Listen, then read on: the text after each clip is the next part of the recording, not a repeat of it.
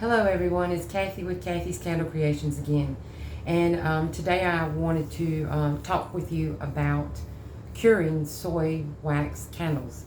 Specifically 464 soy wax, but this goes for 444 too. So curing soy wax candles. If you talk to many suppliers, they're gonna give you a recommended cure time for soy wax, okay? If you Google how long to cure soy candles for, the number one answer you're going to find is for 2 weeks, okay? And they're going to give you, a lot of times your wax has, your fragrance oil has to bond with your wax and things like this, okay? 2 weeks to cure 464, 444 in most soy candles, okay? I've been doing this for years now. Love doing it. And I have tested thousands and thousands, yes, thousands of candles now, tested. I have sold thousands and thousands and thousands of candles, okay? But the testing is what's so important. People, please test your candles. So let's talk about this 2 weeks, because a lot of places, a lot of people, if you read them online, a lot of candle makers that have their websites and stuff will say, oh, you got to cure for 2 weeks. You've got to cure for 2 weeks for things to bond and stuff. I'm going to be honest with you and say, after all the testing that I've done over the years, I'm going to call BS. Yes, I am. I still recommend that you test to find out the reality of it, okay? 2 weeks is a long time as a business owner. I sometimes don't hardly have 2 days to wait to make another batch to sell, okay? I mean, that's just reality. I definitely do not have 2 weeks as a business owner to produce over and over. So I've done another test, and I've videoed it this time, and I've talked about square footage and the hot throw reach and stuff for you. Before we go into that, I want to tell you that a candle that is 4 ounces versus a candle that is 8 ounces, these are the container sizes, versus a large 4-wick candle, people, they're not going to burn the same. They're not going to test out, and the hot throw range is going to be different. The smaller the candle and the diameter of the candle, the smaller the square footage of hot throw, okay?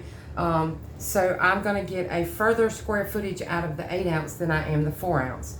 And I will get even further out of the larger, this is a 4-wick candle. So you're going to get even a larger square footage out of that. So you need to know that. The candle size actually matters.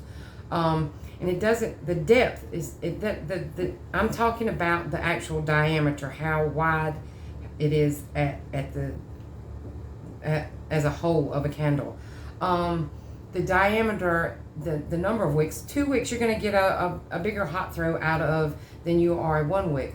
But don't over wick, don't double wick an 8 ounce candle just to try to get more hot throw, because you also want your burn time hours. And if you double wick, even if it's going to melt at a decent, you're wasting your burn time. So, but let's talk about cure time, okay? Curing for 2 weeks. I'm going to show you a candle, two soy candles, same exact formula, okay, for each of these. One that has cured for 2 weeks and 1 day, and one that has cured for 36 hours. So let's look at those.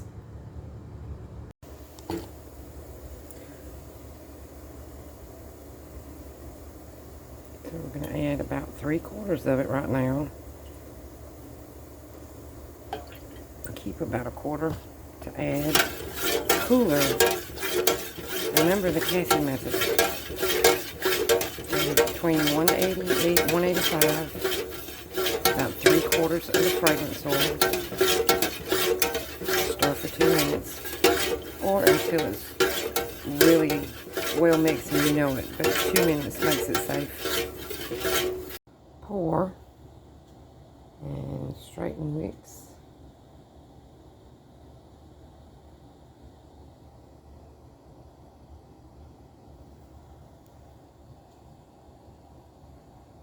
Let cool.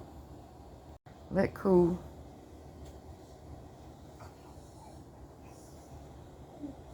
Okay, I have 2 candles that I'm going to test, all right? This one has cured for 2 weeks and 1 day. This one is for about 32 hours.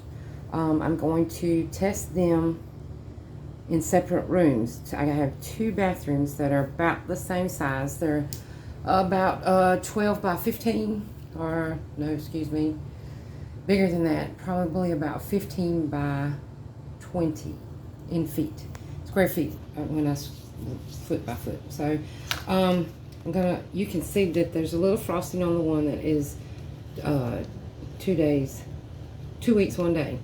So we're gonna go ahead and burn it for 4 hours and see what the reach is. And then we will burn this one in another bathroom and see what the reach is for that. And they're almost the exact same size bathroom, so it should give me about the same square footage of hot throw. So I will let you know how these go. It is, what time it is? 3:08 now. We will see how it goes.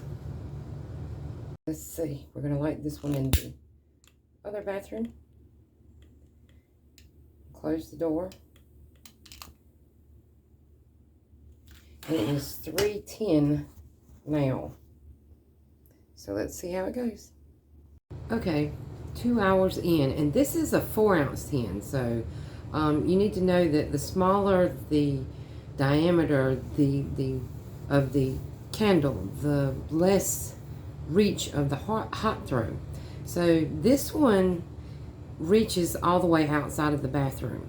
So that's 15 feet, over 15 feet of diameter that it's reaching in the hot throw. This is the one that cured for 2 weeks, 1 day. Let's go check the other one. Okay, we're at 2 hours and 2 minutes for this one. This one's the one that cured for 2 days. So, a day and a half. So like 36 hours, 32 hours, 36 hours. The hot throw is nearly the same for each of these. I cannot tell any major difference.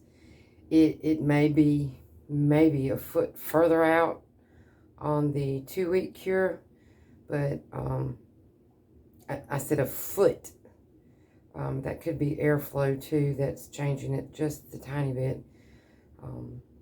I'm probably going to swap these from one bathroom to the other and test them that way too, to make sure that, see if it's the airflow that's giving me about maybe a foot more on the 2-week. I'm going to check. All right then. So I have now showed you the 2 4-ounce candles, 4-ounce tins, because that's not how much wax is in them. One that cured for 2 weeks and 1 day, and one that cured for 36 hours. I tested them in 2 different rooms that are roughly the same size. What I did notice though, that there's a little bit of a difference in airflow in the one room. So after the 4 hours, I blew the one out, brought it into the same room, and after trimming the wick, and lit it again and burned it for another 4 hours just to see. And the one that burned, the one that cured for 2 weeks and 1 day, reached just outside of the room. So that was probably a 15 by 15 room, somewhere around there, 15 by 15, and it reached a foot or 2 outside of the room before, so I could smell it when I walked up to the room. That's the 2 weeks and 1 day. Okay, guess what? When I burned the 36-hour cure candle in the same room, and I would walk up to the room, there may have been a foot difference. Guess what? I could still smell it outside that door when I walked up. So it's literally not enough of a measurable difference between curing for 2 weeks and a day and 36 hours. Do I recommend anything less than 36? I recommend that you at least cure for a minimum of 24 hours before you try to wick test or anything. Why? And that's just because room temperatures, you want your candle to totally be solid when you test. There are people that are going to say, oh, well, that allows air bubbles to come out and stuff. Okay, well, if you're making your candles correctly, I get so few air bubbles that it's not even funny. I could count probably in a month 2, 3, maybe air bubbles, and those are all in glass containers. I get no air bubbles at all in the tins or the ceramic containers. So the only times I get air bubbles, which like I said is very, very seldom, is in glass containers, your glass vessels. So, and that is with using the Kathy method. If you don't know what that is, I showed a little bit of it in this video, but please go back and watch the whole video on YouTube that's called the Kathy method. It explains it, and I show you step by step how to do it. So my conclusion after testing the same size candles, both of them were 4 ounces, 2 totally different cure times, 2 weeks in 1 day and 36 hours. No noticeable difference in the area of hot throw. So no difference in the burn, no difference in the way the wick reacts. And I always test all the way down, okay?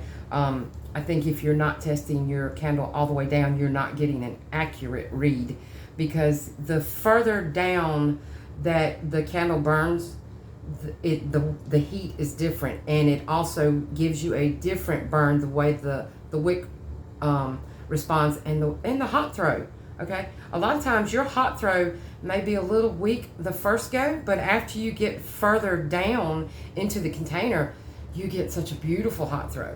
If you don't have a good hot throw by the second or third burn, yeah, I would start addressing issues, start asking questions. What is not correct about this? But cure time is BS as far as 2 weeks go. I recommend you test it yourself. And the reasoning behind most of these cure times, your wax and your fragrance oil bonds while you're stirring, okay?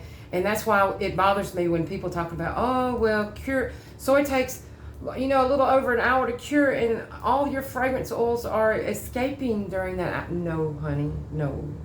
Because scientifically, chemically, okay, once a chemical bond happens, which is what happens when you add your fragrance oil to your 185, 80 degree melted wax and you stir, you're creating chemical bonds, okay? Remember, I used to be a school teacher. You're creating chemical bonds. These bonds don't unbond unless you heat back up to where they can actually unbond.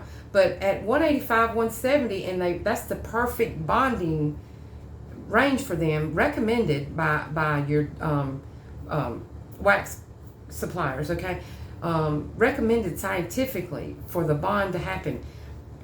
They can't, if they are bonded, they're not going to float away, because once 2 particles become bonded, they're heavier than they were to start with. All right, at least in this case, I'm sure with like H2, there are some like hydrogen and stuff that will get lighter, but with wax and your fragrance oils, and that's all your fragrance oils, once they bond, they're not coming apart once they cool, okay? So once they bond, they can't evaporate away, okay? They can't, it's scientifically not realistic. They've bonded, they're heavier. They're not going to just, so anyway, it's not, you don't have to cure for your bonding to happen, because that happens. You cure for your wax to be totally cool, to have settled. There is a little bit, soy wax will expand and shrink, but not like other waxes, okay? There's very little, unless there's drastic temperature changes. But test for yourself. But reality, after testing thousands of candles, and I test consistently in the same area, there is no difference between curing for 2 days, 2 weeks, you know, 1 week, it's you're not going to find a difference. I have found that after curing for 2 months, there is a little bit more of a reach, okay? But again, as I said, I'm a business owner. I do not have 2 weeks, much less 2 months, to cure candles and wax melts, okay? And I hate that so many people will back away and move away from the beauty of soy wax because they've been told you have to cure for 2 weeks. You do not have to cure for 2 weeks, and I will stand by that because I've tested enough. I'm sitting here, and the hot throw on this 36-hour candle it's amazing. Okay, and yes, I'm right on it right now, but I can smell it when I walk in and out of the room. So please, people, don't think that you have to cure for 2 weeks.